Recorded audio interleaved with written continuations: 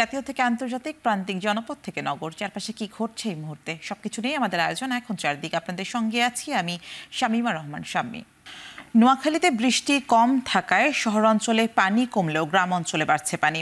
আশ্রয় কেন্দ্রগুলোতে যে সকল পরিবার আশ্রয় নিয়েছেন তাদের অভিযোগ, এখন পর্যন্ত প্রশাসনের পক্ষ থেকে কোনো প্রকার সহযোগিতাই পাননি তারা। দেখা দিয়েছে বিশুদ্ধ খাবার পানি, শিশু খাদ্য ও গোখাদ্য সংকট। এ বিষয় নিয়ে বিস্তারিত জানাতে নোয়াখালীর কোম্পানিগঞ্জ উপজেলা থেকে আমাদের সঙ্গে যুক্ত হচ্ছেন সহকর্মী নাসিম শুভ। শুভ, জানাবেন যে নোয়াখালীর গ্রাম অঞ্চলে এখনো কোন কোন জায়গাগুলোতে পানি বাড়ছে, এছাড়া আশ্রয় কেন্দ্রগুলো যারা আশ্রয় নিয়েছেন তারা কি অভিযোগ করছেন? সামনে আমরা আজ সকাল থেকে নোয়াখালী সদর উপজেলা, কবিরহাট উপজেলা, কোম্পানিগঞ্জ এবং বেগমগঞ্জ চারটি উপজেলা ঘুরে দেখিয়েছি। তার মধ্যে আমরা সদরের যে চিত্র দেখেছি সেটি হচ্ছে সদর উপজেলার পানি কিন্তু শহরাঞ্চলে যে সকল জলাবদ্ধতার কবলে পড়ে পানি ছিল সেগুলো কিন্তু কিছুটা কমতে শুরু করেছে, কিন্তু আমরা কবিরহাটে এসে দেখেছি তার ভিন্ন চিত্র। অর্থাৎ কবিরহাট উপজেলায় কিন্তু পানি বাড়তে শুরু করেছে এবং সেখানে বেশ কয়েকটি পরিবার, প্রায় কয়েক শতাধিক মানুষ আশ্রয় কেন্দ্রগুলোতে আশ্রয় নিয়েছেন। তো আমরা আশ্রয় কেন্দ্রে যারা আশ্রয় নিয়েছেন তাদের সাথে কথা বলে অনেকগুলো অভিযোগও পেয়েছি, সেগুলো জানিয়েছি।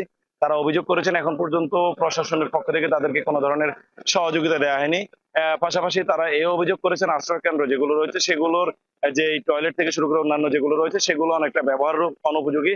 অর্থাৎ প্রশাসন আশ্রয় কেন্দ্রগুলোতে পূর্ব প্রস্তুতিমূলক কোনো ব্যবস্থা নেয়নি। পাশাপাশি যারা আশ্রয় নিয়েছেন তাদের জন্য কিন্তু দৃশ্যমান কোনো সহযোগিতা করেননি বলে আমরাও দেখেছি। পাশাপাশি যারা রয়েছেন আশ্রয় কেন্দ্রে তারা অভিযোগ করেছেন। আমি এই মুহূর্তে আছি নোয়াখালীর কোম্পানিগঞ্জ উপজেলার চর এলাহি ইউনিয়নের রিক্সাওয়ালার দোকান সংলগ্ন এলাকায়। আসলে আমি যে বাঁধটির উপরে দাঁড়িয়ে আছি, এই বাঁধটি হচ্ছে সেই রহস্যকেরা বাঁধ, যে বাঁধটির কারণে নোয়াখালীতে এক পাশে মাইলের পর মাইল একর জুড়ে যেমন পানি রয়েছে, ঠিক অন্য পাশে আবার পুরোটাই শুকনো এলাকা। কারণ এই বাঁধটি স্থানীয়দের মধ্যে এই বাঁধটি নিয়ে বিরোধও রয়েছে।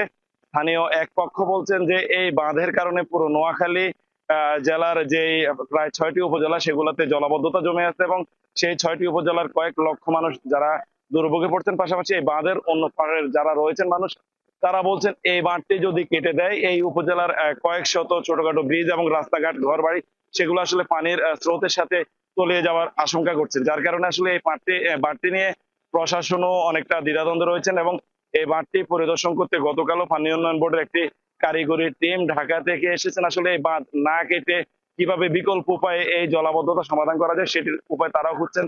তো আমি সব মিলিয়ে কথা বলেছি নোয়াখালী জেলা প্রশাসকের সাথে। তিনি জানিয়েছেন আসলে আশ্রয় কেন্দ্রে থাকা যে সকল আশ্রয় প্রার্থীরা রয়েছেন তারা যে ধরনের অভিযোগগুলো করেছেন সেগুলো জেলা প্রশাসককে জানানোর পরে তিনি জানিয়েছেন তিনি সংশ্লিষ্ট উপজেলা নির্বাহী কর্মকর্তা এবং ত্রাণ কর্মকর্তাকে বিষয়টি অবহিত করেছেন এবং তিনি আশা প্রকাশ করেছেন যে আজ বিকেলের মধ্যে যে সকল জায়গায় এখন পর্যন্ত কোনো ত্রাণ সামগ্রী পৌঁছায়নি সেগুলো পৌঁছিয়ে দিবেন। এই ছিল আসলে সামনে নোয়াখালী থেকে আমার কাছে এখন অবধি জলাবদ্ধতা পরিস্থিতি নিয়ে সবশেষ। নোয়াখালীতে জলাবদ্ধতা এবং আশ্রয় কেন্দ্রে যারা আছেন তাদের সর্বশেষ পরিস্থিতি জানাচ্ছেন সহকর্মী নাসিম শুভ। এদিকে ফেনীর 22টি স্থানে বাঁধের ভাঙা অংশ দিয়ে এখনো পানি ঢুকছে শতাধিক গ্রামে। এতে পানি বাড়ছে ফেনী সদর, ছাগলনাইয়া ও দাগনভূঞা উপজেলায়। এখন পর্যন্ত জেলায় ক্ষতিগ্রস্ত হয়েছে 1655 হেক্টর ফসলি জমি। এ বিষয়ে জানাতে ফেনীর ফুলগাজী থেকে আমাদের সঙ্গে যুক্ত হচ্ছেন সহকর্মী সোলাইমান ডালিম। ডালিম, জানাবেন যে ফেনীতে এই মুহূর্তে কোন কোন এলাকাগুলোতে পানি বাড়ছে এবং ফসলের যে ক্ষয়ক্ষতি হয়েছে তার কোনো নিরূপণ করা গিয়েছে কিনা, কি পরিমাণে ক্ষয়ক্ষতি হয়েছে? স্বামী, আমরা এখন যে স্থানটি দাঁড়িয়ে আছি এটি ফেনীর ফুলগাজী উপজেলার শ্রীপুর গ্রামের পূর্ব পাড়ায়। এই স্থানটিতেই কিন্তু প্রায় 40 মিটার জুড়ে মরি নদীর যে বাঁধ রয়েছে সেই বাঁধ ভাঙে, যার ফলশ্রুতিতে এই কয়েকটি গ্রামে কিন্তু এখান দিয়ে পানি ঢুকে। যদি আমরা আপনাদেরকে আমাদের দর্শকদের দেখাতে চাই, এখনো কিন্তু নদী থেকে বাঁধ ভেঙে কিন্তু লোকালয়ে পানি ঢুকছে এবং সেটি প্রবল স্রোতে এখনো ঢুকছে, যার ফলশ্রুতিতে ফুলগাজী পরশুরামের বন্যা পরিস্থিতি এখনো পুরোপুরি উত্তরণ হয়নি। এখনো মানুষের ঘর বাড়িতে কিন্তু পানি রয়েছে। আমরা কথা বলেছি স্থানীয়দের সাথে এবং কৃষি বিভাগের সাথে। কৃষি বিভাগ আমাদেরকে যেমনটি জানিয়েছেন, এই যে গত 3 দিনের ভারী বর্ষণ এবং ভারতীয় উজানে যে পাহাড়ি ঢল তার ফলশ্রুতিতে কিন্তু ফেনীর কিন্তু প্রায় 150 শতাধিক গ্রাম প্লাবিত হয়েছে। কৃষি বিভাগ জানিয়ে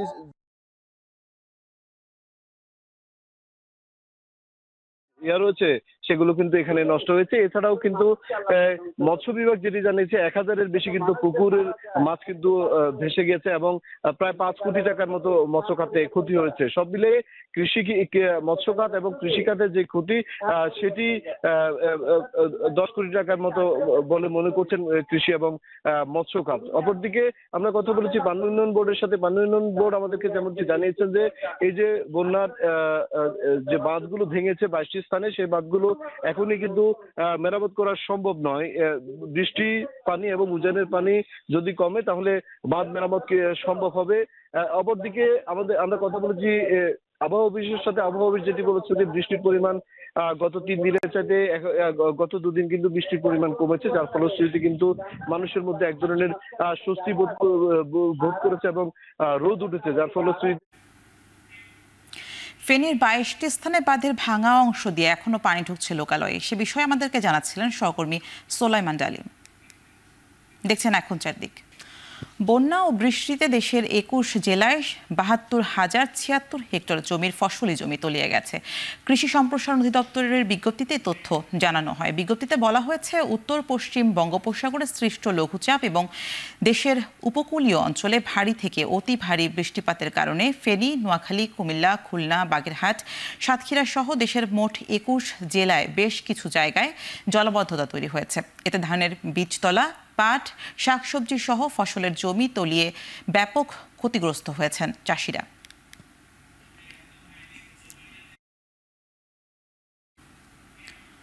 ঢাকা সিলেট মহাসড়কের ব্রাহ্মণবাড়িয়ায় অন্তত 25 কিলোমিটার অংশে তীব্র যানজট তৈরি হয়েছে।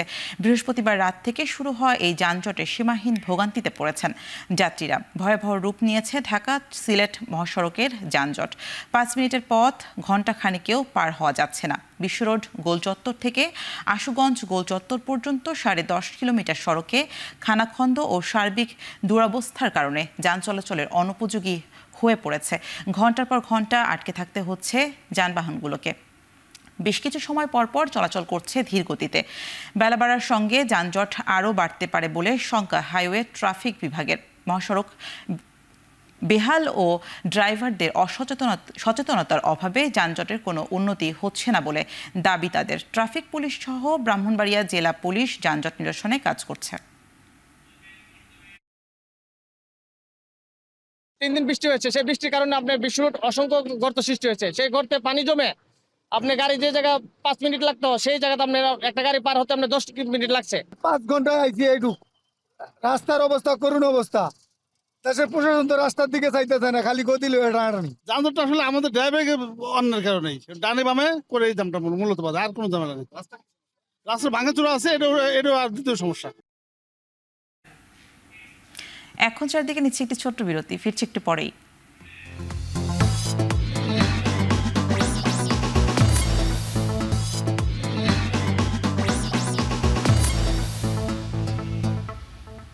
এখন ফিরলাম, দেখছেন এখন চারদিক। সংস্কারের নামে জনগণকে বিভ্রান্ত না করে দেশের চলমান সংকট নিরসনে দ্রুত নির্বাচনের দাবি জানিয়েছেন বিএনপির সিনিয়র যুগ্ম মহাসচিব রুহুল কবির রিজভী।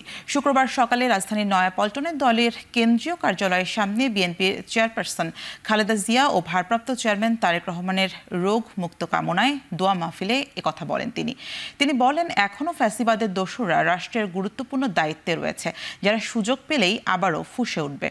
এসব দোসরদের বিচারে অন্তর্বর্তী সরকার দ্রুতই কার্যকর ব্যবস্থা নেবেন বলে প্রত্যাশা রিজভীর। বিএনপির সংস্কার বিরোধী নয় জানিয়ে তিনি আরও বলেন, সুষ্ঠু নির্বাচনের মাধ্যমে ক্ষমতার পরিবর্তন ও গণতন্ত্রের পুনঃপ্রতিষ্ঠা চায় বিএনপি।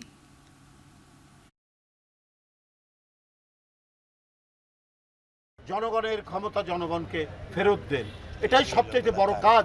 এটাই তো 16 বছর শেখ হাসিনা বন্ধ করে রেখেছিলেন। এই দরজায় খিল দিয়েছেন। এই আপনার বন্ধ দরজা আমাদের এখন খুলতে হবে। সেই খোলার জন্য জনগণকে দিতে হবে, তার ফিরিয়ে দিতে হবে তার ক্ষমতা, অর্থাৎ তার মনোনীত সরকার গঠন করতে হবে। তার কাছে দাবি করুন কি সংস্কার করতে হবে, যেটা জনগণের প্রয়োজনীয়, জনগণের উপকারে লাগবে, সেই সংস্কার করতে। সংস্কার ও বিচারের নামে নির্বাচন কি করে পেছানো যায় সেই চেষ্টা চলছে বলে মন্তব্য করেছেন বিএনপির ভাইস চেয়ারম্যান শামসুজ্জামান দুদু। শুক্রবার দুপুরে জাতীয় প্রেস ক্লাবে 2011 সালে জয়নুল আবেদিন ফারুকের ওপর হামলার প্রতিবাদ সভায় একথা বলেন তিনি বলেন, গণতন্ত্র ছাড়া বাংলাদেশকে রক্ষা করা যাবে না, মানুষের অধিকার ফিরিয়ে দেওয়া যাবে না। এ বিষয়ে বর্তমান সরকারকে মাথায় নিতে হবে। দেশের অস্থিরতা কাটাতে যত দ্রুত সম্ভব ফেব্রুয়ারি মাসেই প্রথমে বা মাঝামাঝি নির্বাচনের তারিখ ঘোষণা করতে সরকারকে অনুরোধ করেন তিনি।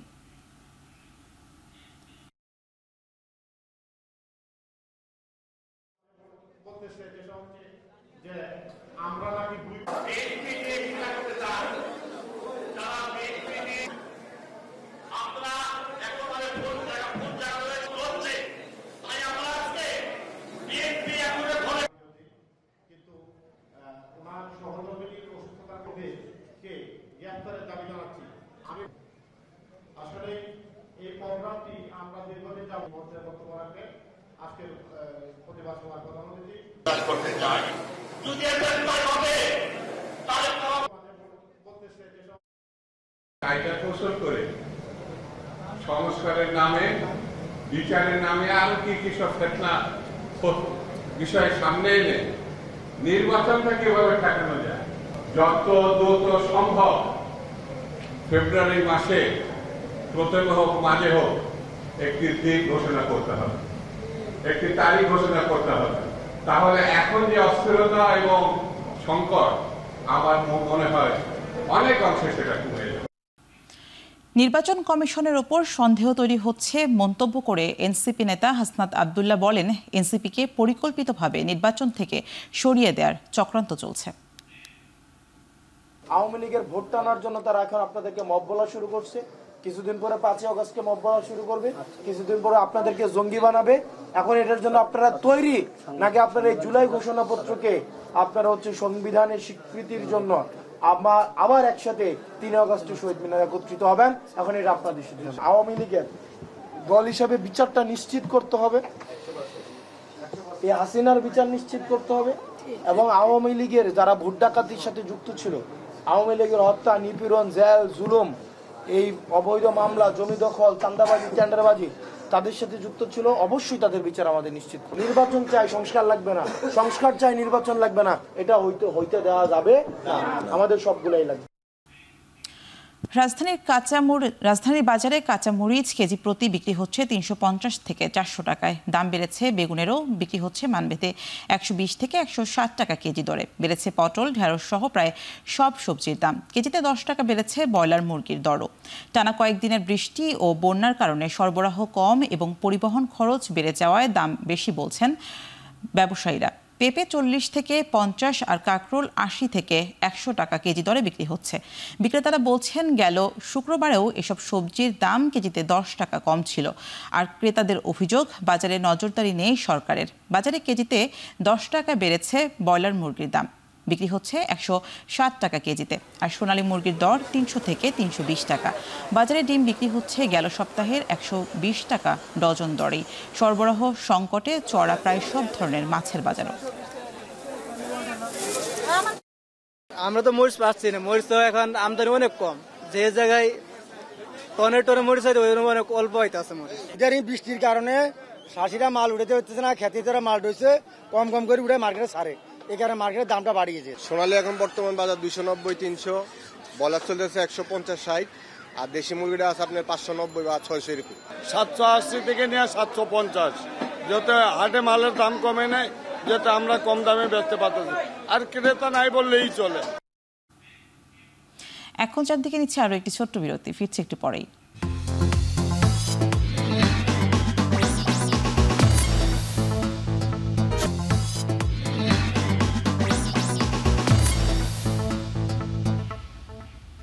বিরতির পর ফিরে এলাম, আপনারা দেখছেন এখন চারদিক।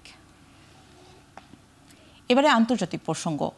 চীন ও কানাডার সঙ্গে বাণিজ্য, বিনিয়োগ ও মানবিক সহায়তা নিয়ে নতুন করে সহযোগিতার আশ্বাস পেয়েছে বাংলাদেশ। কুয়ালালামপুরে আসিয়ান আঞ্চলিক ফোরামের 32তম আসরের সাইডলাইনে চীন ও কানাডার পররাষ্ট্রমন্ত্রীদের সঙ্গে বৈঠক করেন পররাষ্ট্র উপদেষ্টা মোহাম্মদ তৌহিদ হোসেন। চীনের পররাষ্ট্রমন্ত্রী ওয়াং ইর সঙ্গে বৈঠকে দ্বিপাক্ষিক সম্পর্ক জোরদার সহ বাংলাদেশের সংস্কার কর্মসূচিতে পূর্ণ সমর্থনের আশ্বাস দেয় চীন।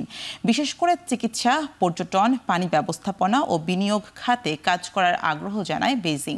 অন্যদিকে কানাডার প্রধানমন্ত্রী আনিতা আনন্দের সঙ্গে বৈঠকে বাণিজ্যিক বৈচিত্র্যকরণ ও রোহিঙ্গা সংকটের দীর্ঘমেয়াদী সমাধানের সহযোগিতা বাড়ানোর আশ্বাস দেন তিনি।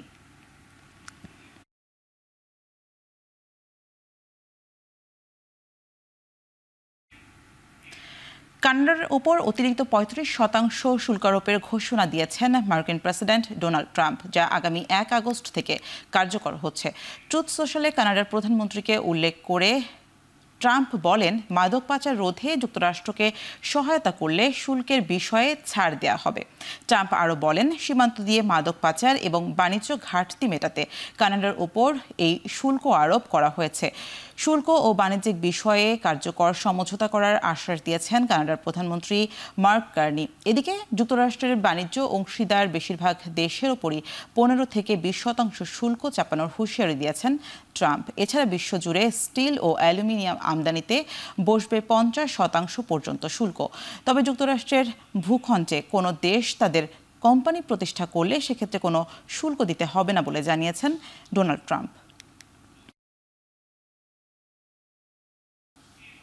শেষ করছি এখন চারিদিকের আয়োজন। ধন্যবাদ সবাইকে।